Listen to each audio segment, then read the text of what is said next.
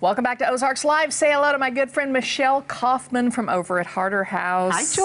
Hi, Michelle. You know what? I see something here that is just one of my favorite things. It's one of these traditional Springfield Asian dishes. Springfield style cashew or sweet and sour chicken. Boom. Perfect. So this goes back to my daddy loved G's East Wind. Mm-hmm. Do you remember that? Vaguely, yes. Well, I do think that they were all family members with Leong's. Yes. So that was, I mean, Harter House has been around for 45 years. So this has got to be 50 years or more that family has been. Oh, yeah. Everybody grew up around here loving it and eating it. But the beauty of it is that you can make this at home. You can make this at home, and it is my family's favorite. They ask for it all the time. I can imagine. It's everybody's family's favorite. And you can buy the sauces. They do make the sauces in the jars if you want to go that route. We sell them at Harter House. Yes, absolutely. But Michelle is actually going to show us how to make your own sauce. The sweet and sour sauce. Okay, it is the sweet and sour. Okay, so where do we start with this? So this recipe has basically 3 components, the rice, the chicken, and the sauce. So just think of it in that order of doing any one of the things first. So the sauce, it can sit on the stove and simmer while you're making the other stuff. So this recipe is 1 cup of sugar mixed with 2 tablespoons of cornstarch. Okay. And then we're going to add a 1/2 cup of cider vinegar. Okay, so apple cider vinegar. Apple cider vinegar. Definitely makes a difference what kind of vinegar you use. Yes. And then we have another 1/2 cup of pineapple juice, the juice from the jar. So if you get a nice can of pineapple, you can throw the pineapple in or not, but you want the juice for sure. And so that's where you get your juice. We will add some extra pineapple too. I like extra pineapple. Yes. So this is ketchup. A 1/2 cup of ketchup. 1 teaspoon of soy sauce, which I didn't pre-measure out. That's okay. But just 1 teaspoon of soy sauce. And you can add soy sauce later, of course, to your liking. 2 bite by tablespoons bite, if of you're water. Like that might have been 2 right there. So it just doesn't get too thick. You can always add more water if it gets too thick.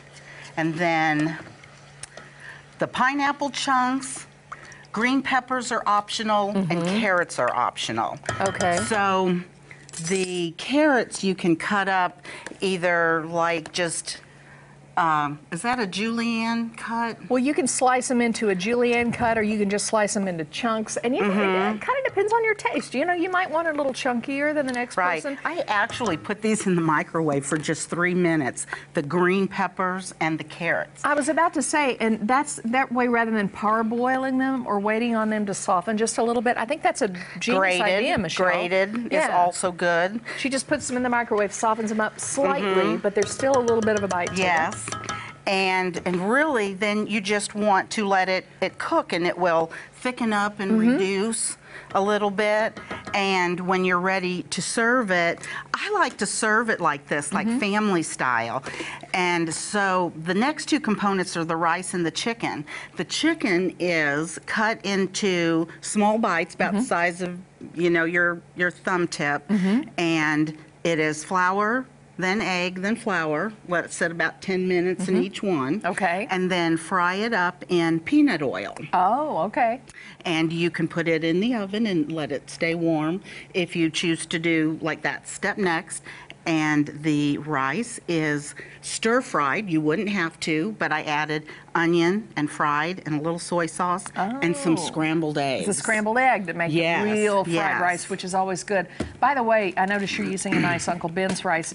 And you mentioned, Michelle, don't neglect the recipes on the back of the boxes. Oh my gosh, I was looking over this one, and it's just a little bit different sauce, an apricot pineapple chicken. Oh my, that sounds good too. I know. So I got that fried rice recipe off of a box. There you go. Don't be afraid to experiment. So you're pretty much good to go. You've got your chicken, you've got your rice, and as soon as your sauce boils down, you're ready to just pour it over, serve it family style, and enjoy it. And, oh, you just can't really see very well, but it's just it's just a delicious sauce. Well, you can see it. It's just too bad you can't smell it. Yes. Trust me. Oh, it's that's yummy. gorgeous. Oh, that's and gorgeous. don't forget some hot mustard. I like the Coleman's dry mustard and just add a little water to it. Oh, and okay. it makes the best. Makes it nice and The spicy. best. And all of this is available at Harter House. We know where the locations are. Tell everybody what your website